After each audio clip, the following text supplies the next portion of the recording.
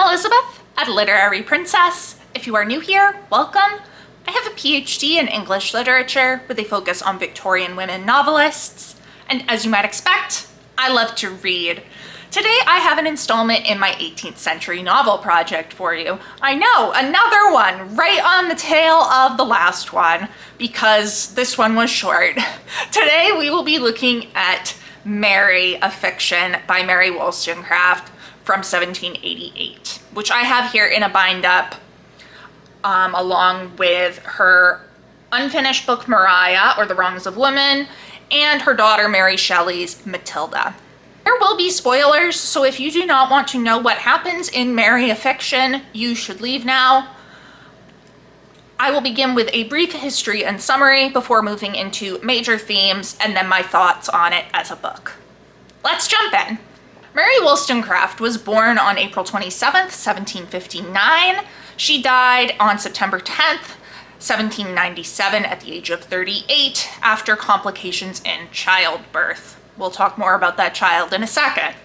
So she is best known for her work A Vindication of the Rights of Women from 1792. It is a proto-feminist work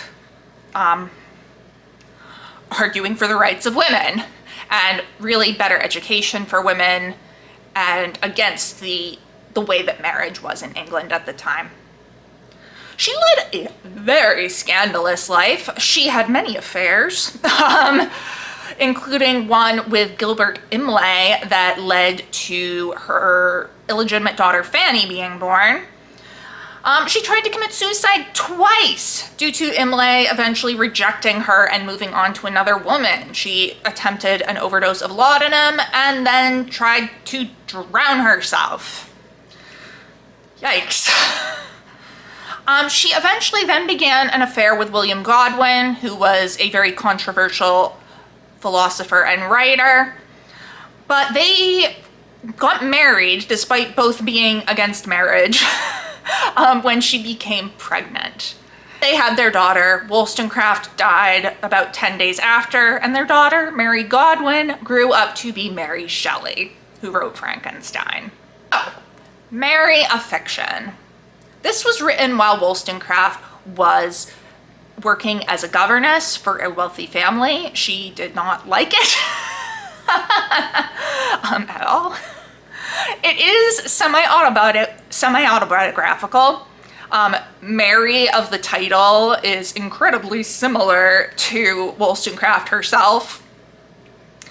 And her relationship with Mary's relationship with her friend Anne in this book is based on Wollstonecraft's relationship with her friend Fanny Blood. She also models the mother in Mary, a fiction, after her employer, who she didn't like working for. So what is this about? We are following a young woman named Mary. She is born to parents who are unhappily married. Her father's a jerk. Her mother is frivolous and puts all of her attention into her son, leaving Mary to basically do what she wants. She educates herself. However, when their son dies, her parents' attention turn on to Mary because she is now a great heiress. They want her to marry Charles, and while her mother is on her deathbed, they push this on her, like, get married to him right now so your mother can see you married. She's so shocked that she just goes through with it, but she's very unhappy to be married to this guy who immediately leaves for the continent. He's just like, okay, we're married, bye. Okay. Mary has a friendship with a neighboring girl, Anne, who is very poor and who was in love with a guy and it didn't work out. Mary has very strong feelings for her. It is referred to as a romantic friendship in this book, and doesn't really seem as invested in the friendship because she is pining away for her lover. Eventually, Anne becomes so ill that Mary decides to take her to Lisbon to recover. There they meet a group of people, including Henry, a young poet who is also very ill. Mary begins to fall in love with Henry, who is her intellectual equal. However, she's married to Charles, So that's not really okay. Anne eventually dies and Mary returns to England. However, when she finds out that Henry has become worse, she goes and nurses him through his final illness. He dies. Mary ends up living with Charles, her husband, and living unhappily ever after, basically. So that's the summary. What are some of the major themes?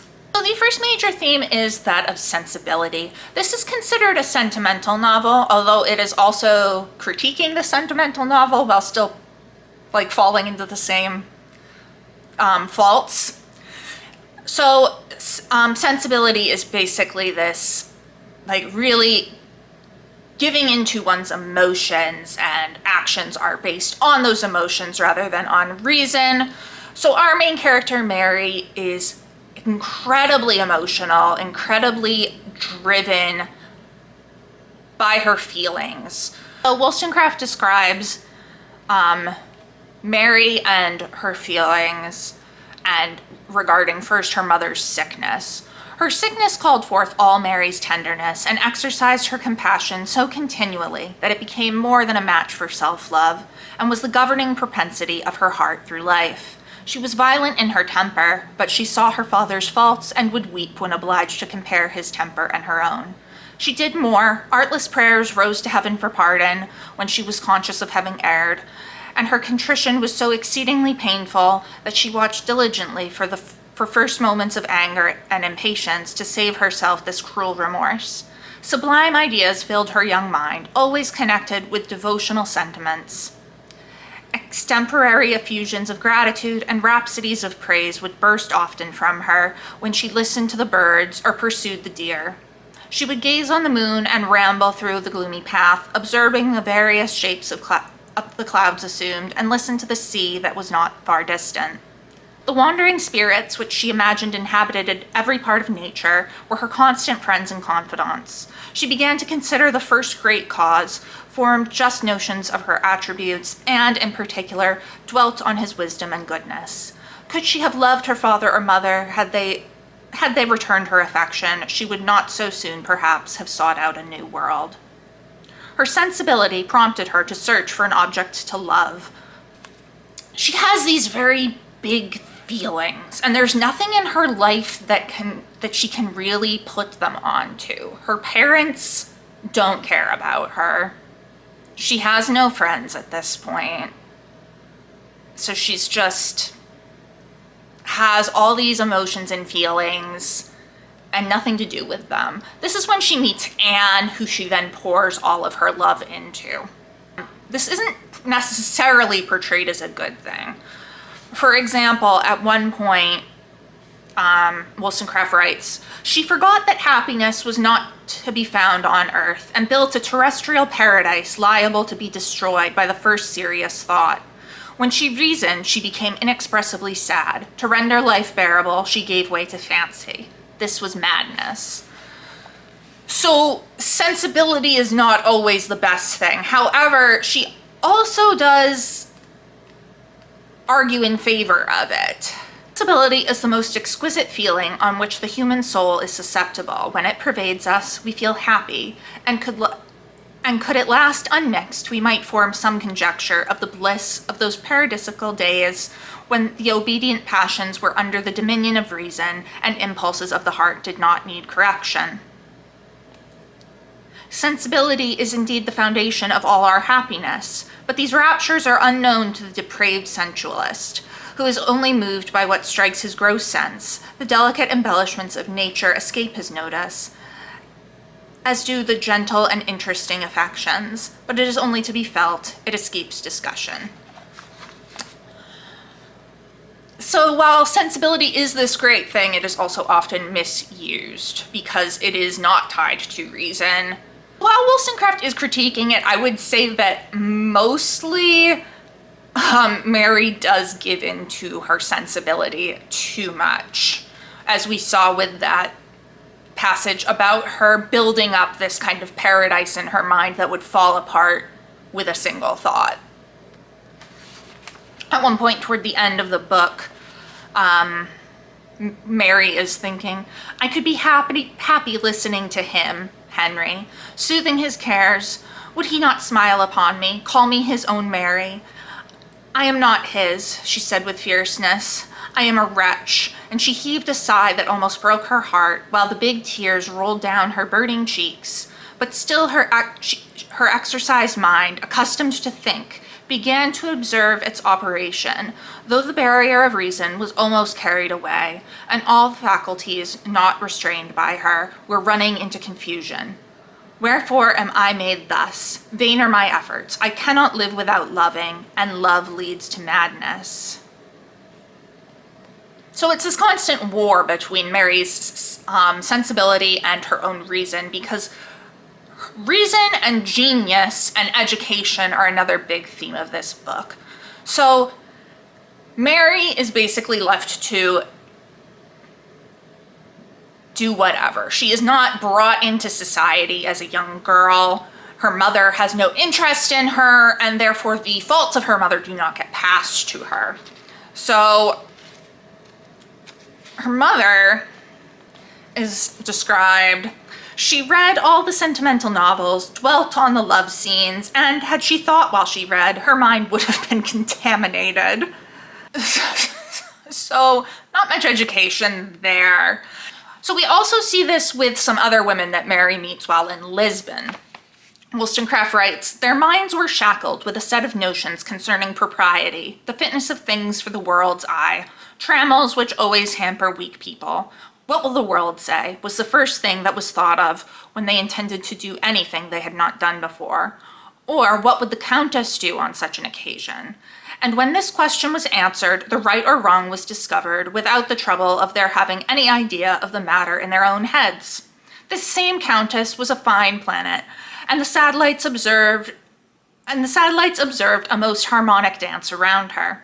After this account, it is scarcely necessary to add that their minds had received very little cultivation. She continues on. They were taught French, Italian, and Spanish. English was their vulgar tongue. And what did they learn? Hamlet will tell you. Words, words. But let me not forget that they squalled Italian songs in true gusta. Without having any seeds sown in their understanding, or the affections of the heart set to work, they were brought out of their nursery, or the place they were secluded in, to prevent their faces being common, like blazing stars to captivate lords. So very harsh on the way women are educated. Now, Mary is not brought up like this because her mother doesn't care about her at all. Mary is left to educate herself, which she does because she has this genius. As she learned to read, she pursued with avidity every book that came in her way. Neglected in every respect and left to the operations of her own mind, she considered everything that came under her inspection and learned to think. So this is really engaging with the theory of Jean-Jacques Rousseau and his idea of genius, which was very common to be interacting with in the period that this is being written in and taking place in. So again, Wollstonecraft writes, she, referring to Anne, often wondered at the books Mary chose, who, though she had a lively imagination, would frequently study authors whose works were addressed to the understanding. This liking taught her to arrange her thoughts and argue with herself, even when under the influence of the most violent passions. So again, we see that tension between the sensibility and the reason. She tells us, Mary's taste and judgment were both improved by contracting a habit of observation and permitting the simple beauties of nature to occupy her thoughts. So nature also plays a huge role in this education. And that is because this is the Romantic period now, and we are big on nature and the sublime. Wollstonecraft says, she had a metaphysical turn which inclined her to reflect on every object that passed her, and her mind was not like a mirror which receives every floating image, but does not retain them. She had not any prejudices, for every opinion was examined before it was adopted. So she thinks through everything. She's not just seeing things and forgetting them immediately. She is really diving into an understanding of everything around her. And her relationship with Henry allows this education and genius to flourish. Mary could not help thinking that in his company, her mind expanded as he always went below the surface. She increased her stock of ideas and her taste was improved. So obviously this relationship between them is a very good thing because it is allowing her to gather more ideas and to continue improving herself and her reason. But naturally, she's married to Charles, so nothing can happen between them. Which leads to our final theme that I want to talk about, which is marriage and the position of women, which is obviously a very important topic to Wollstonecraft, considering a vindication of the rights of women. And she is engaging with that here as well. So when discussing the marriage of Mary's parents, she says, when she, the mother, was first introduced into the polite circle, she danced with an officer whom she faintly wished to be united to, but her father soon after recommending another in a more distinguished rank of life, she readily submitted to his will and promised to love, honor, and obey a vicious fool, as in duty bound. So, again, not very high on marriage, and in this marriage, Mary's mother becomes nothing. Her voice was but the shadow of a sound, and she had, to complete her delicacy, so relaxed her nerves that she became a mere nothing. Many such knots are there in the female world. So again, a comment on women's, like the education of women and how they are brought up, but also on how the marriage affects a woman. For Mary's education, she finds the idea of marriage pretty repulsive. Wollstonecraft says, as her mind expanded, her marriage appeared a dreadful misfortune. This is the marriage to Charles. She was sometimes reminded of the heavy yoke, and bitter was the recollection. So the yoke, like this burden of marriage as it is on women. She feels very negatively about how the marriage happened. Her cheeks flushed with indignation, so strongly did she feel an emotion of contempt at having been thrown away, given in with an estate, because the marriage was arranged so that the son of a friend of her father's would be able to have her fortune. Like, she is basically just an item to be given. Now, after the death of Anne and her return from Lisbon, she is like, what do? I can't live with my husband. She says, I will work, do anything rather than be a slave. So she considers marriage a type of slavery, and that is something that Wollstonecraft points to in A Vindication of the Rights of Women as well. Now, though the book ends with Mary living with her husband, she is very unhappy. And her delicate state of health did not promise long life. In moments of solitary sadness, a gleam of joy would dart across her mind. She thought she was hastening to that world where there is neither marrying nor giving in marriage. And that's the final sentence of the book. That is referring to a verse in the Gospel of, I believe, Matthew, about how in heaven people are not married. So she is looking forward to this world where there is no marriage and where there is no giving in marriage. She cannot be given away the way she was here on Earth. So those are the major themes that I noticed. What did I think of it as a book? I'll be honest, calling it a novel is kind of giving it delusions of grandeur. In my edition, it's 53 pages. It is actually the shortest of all three works in here. So, like, it's more of a novella or a short story, but I did enjoy it. I would have liked it more if it were longer. Like, I liked the psychology of the character of Mary. I wanted to see more of her being in this marriage too, because we don't actually see her living with Charles ever until the very end of the book. So I would have liked to have explored it more, if like her life with him and how that marriage affected her. It's a very melancholy book, which I have no problem with, but yeah, it is like, that's sad ending. Like, jeez. And I know that her other book, Mariah, is also quite a sad ending. So yeah, I liked it, but I wish there had been more of it. Now, this did, according to many scholars, open the way for the more psychologically complex heroines that we would see in the 19th century, particularly Charlotte Bronte's Jane Eyre and Lucy Snow of Villette.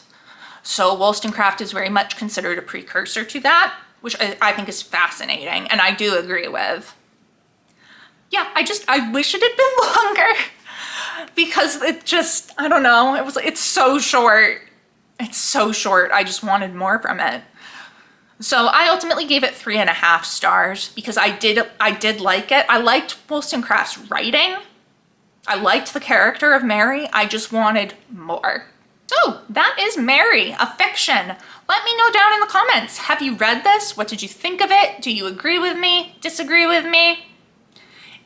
If you enjoyed this video, please don't forget to give it a thumbs up and subscribe to see more of my bookish content. It has been great chatting with you. I will see you soon. Bye.